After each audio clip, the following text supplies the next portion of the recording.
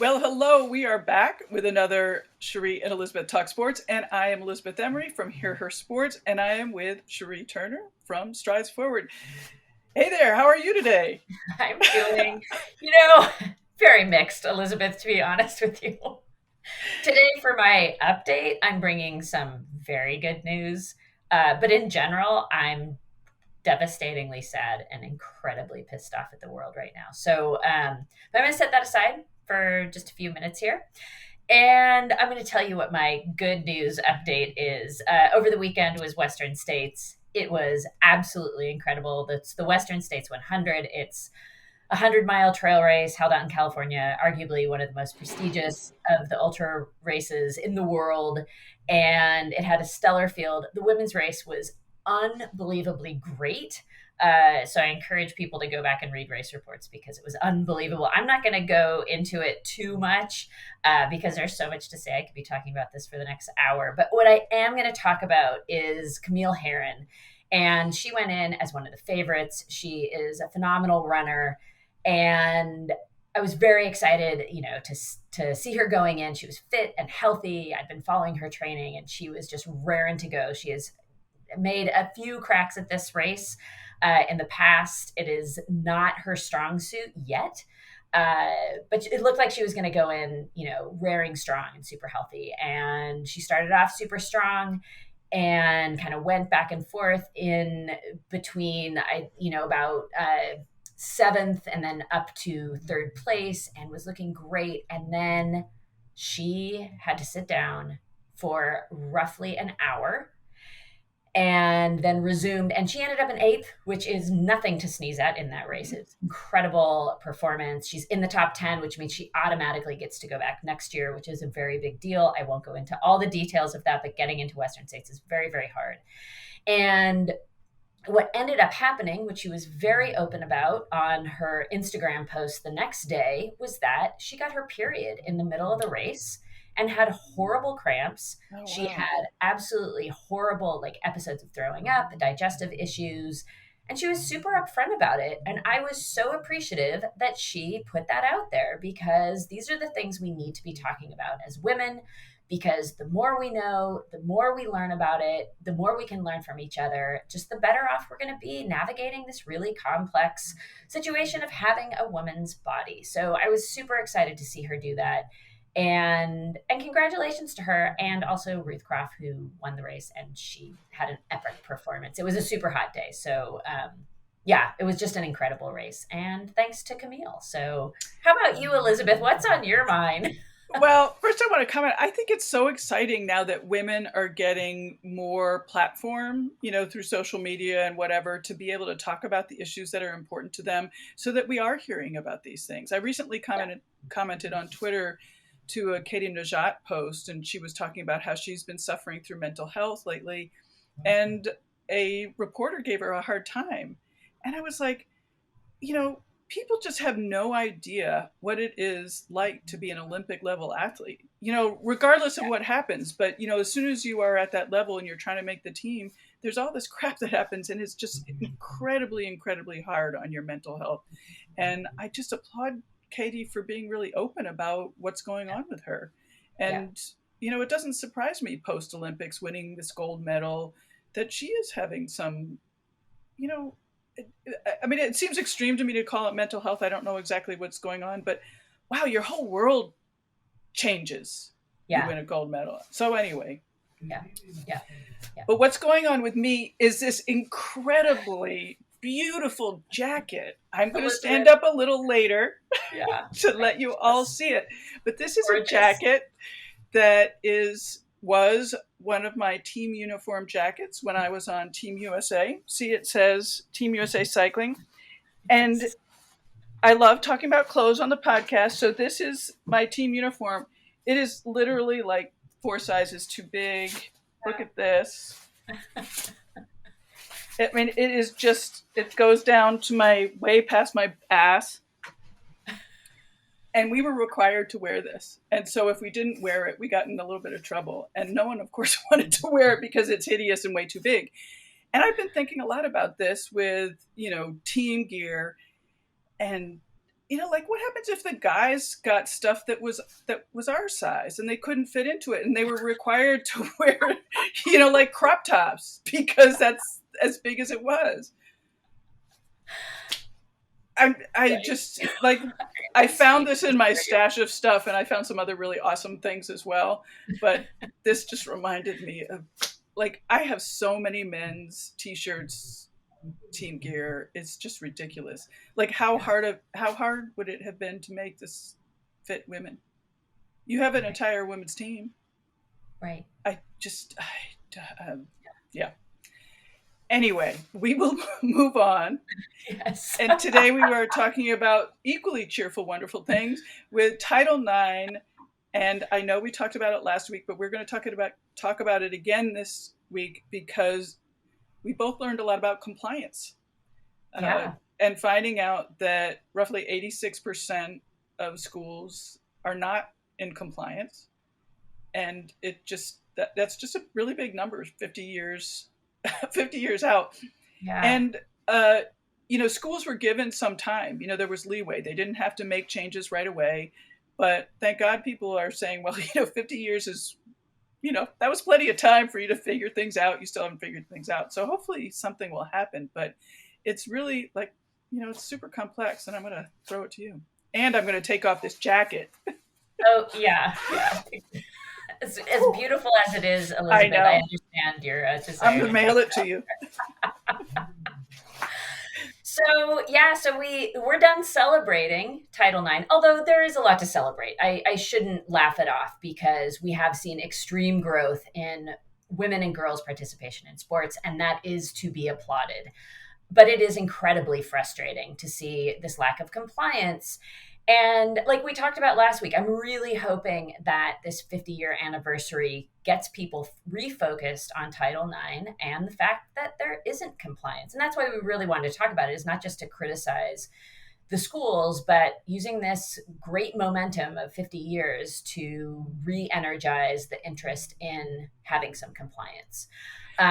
Before you go on, what frustrates me though, you mentioned that it's the schools, but as we're going to get into, it's all the way up to the top that, like the Supreme Court and the education department and oh my God, on and on.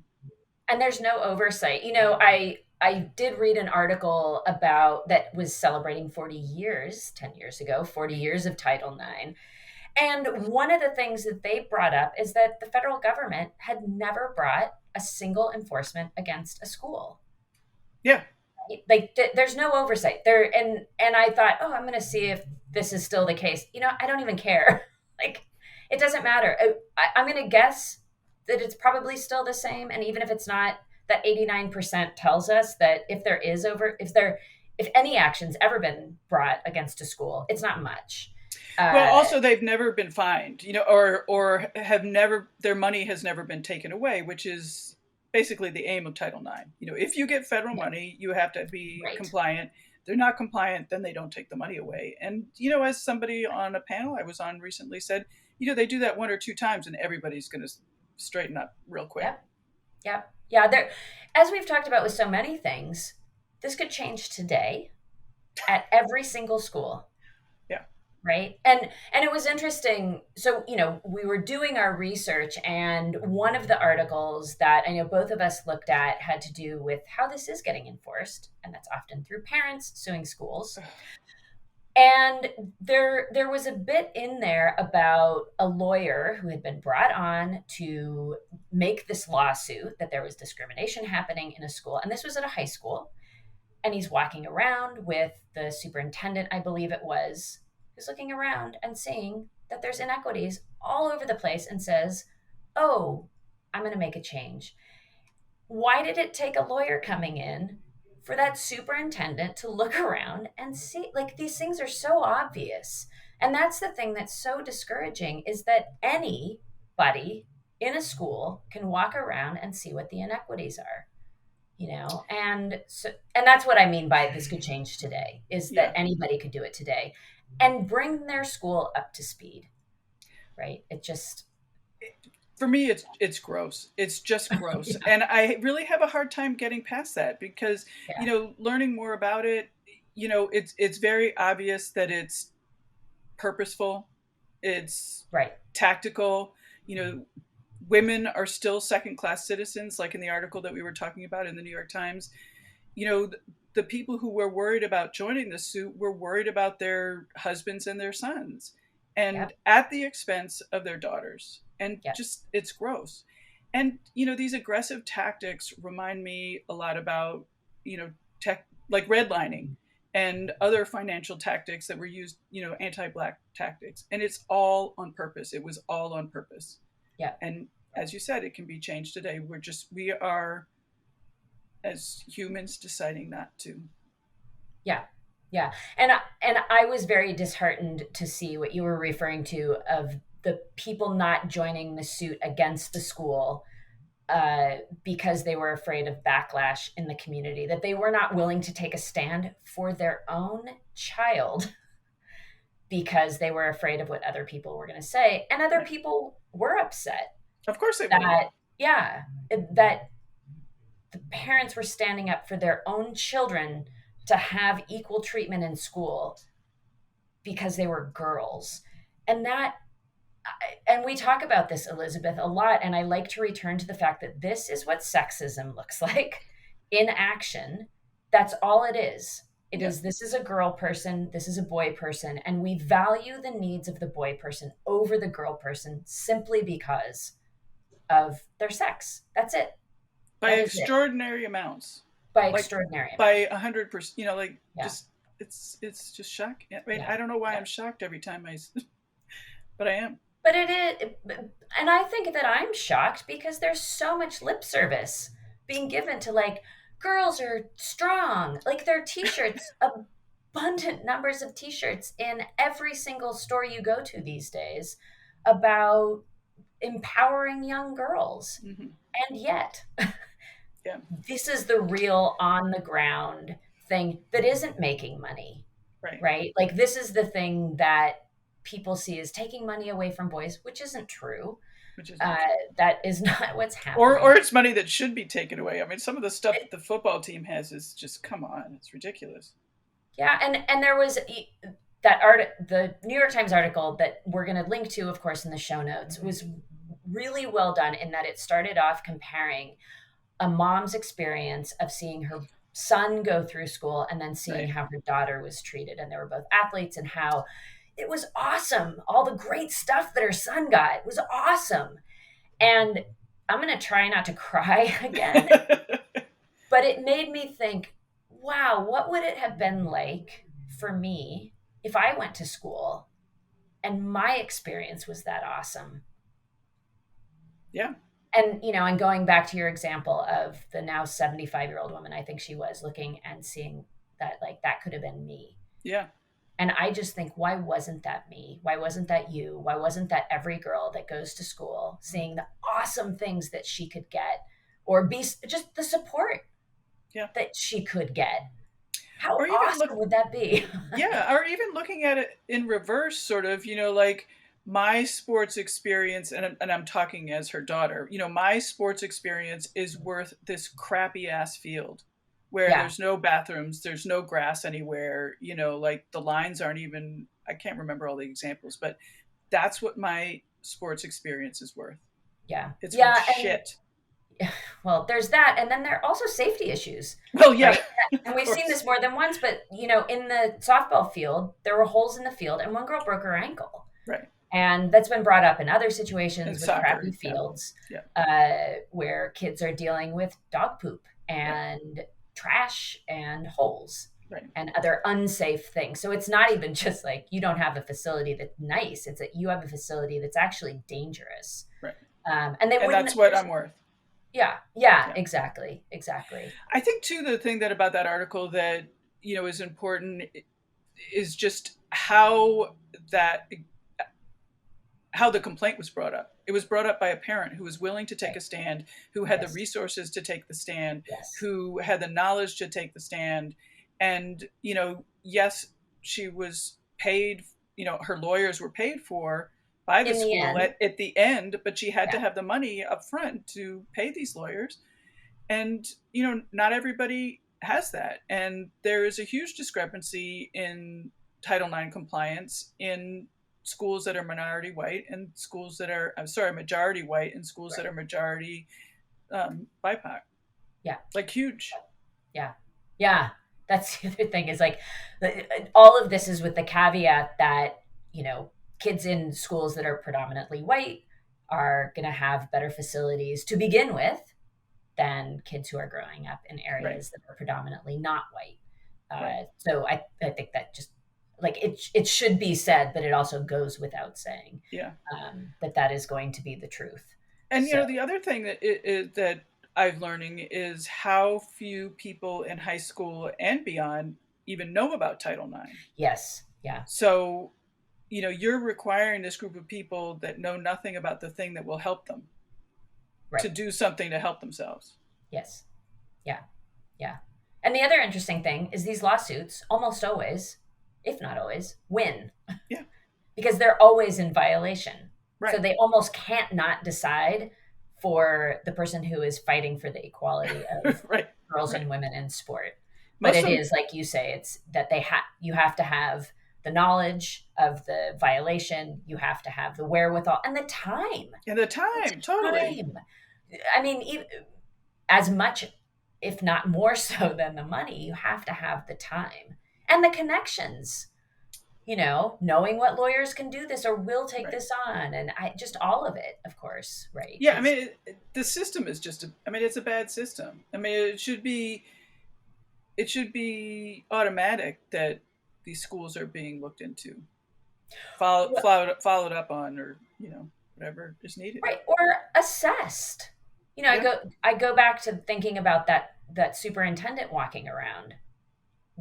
You know, why aren't there people walking around and just assessing? It just would like it doesn't seem that hard to me. And I know maybe I'm making this way more simple than it is, but come on. I don't think you are. And I read the Women's Sports Foundation report that came out, the Title IX.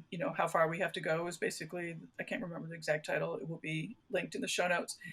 And it was very long. And I will have to say that I just got sad. I'm Yeah. so mad about this, but I also got sad. So I did reach a point where I had to stop and take a break. So that's where we're at now. But so the schools are required to have a compliance officer, but Yeah. there's no regulation on the compliance officer. Right. So there's like just wide variation of what that person knows, what their responsibilities are.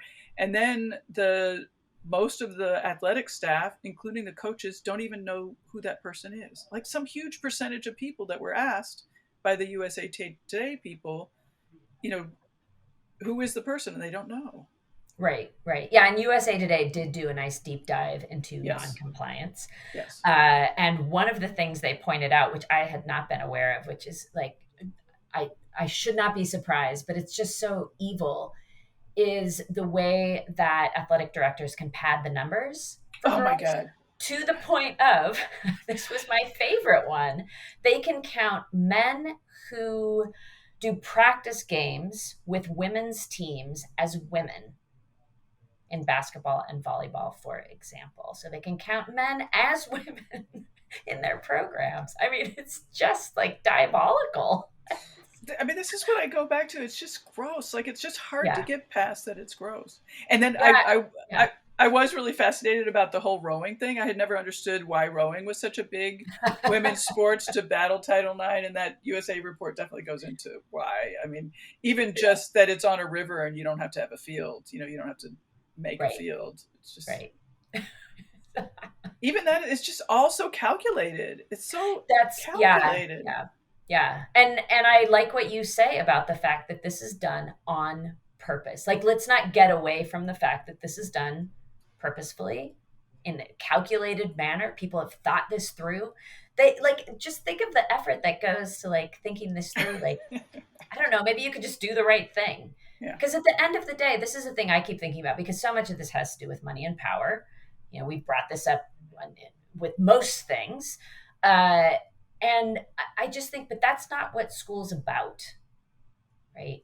And just like take a beat, people. Like, what are you really doing, right? Like, you're supposed to be providing these experiences for kids, and sports is a really important part of it. Um, So, I did start thinking about that because, like, ultimately Title IX is a civil rights act. I mean, right, this is about civil right, rights. It's about equity for everybody. And I just kept on thinking, you know, how are people who are doing this manipulation and what I am calling gross things, how are they managing that and recognizing that it's a civil rights act? I mean, like, how are they getting that into their brain all at the same time and not feeling bad about it?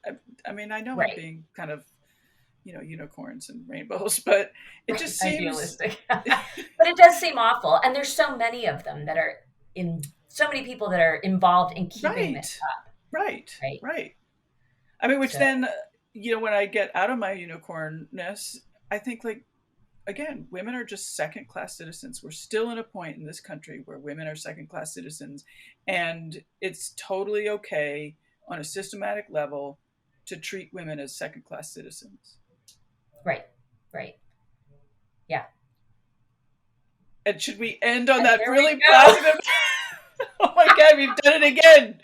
All right.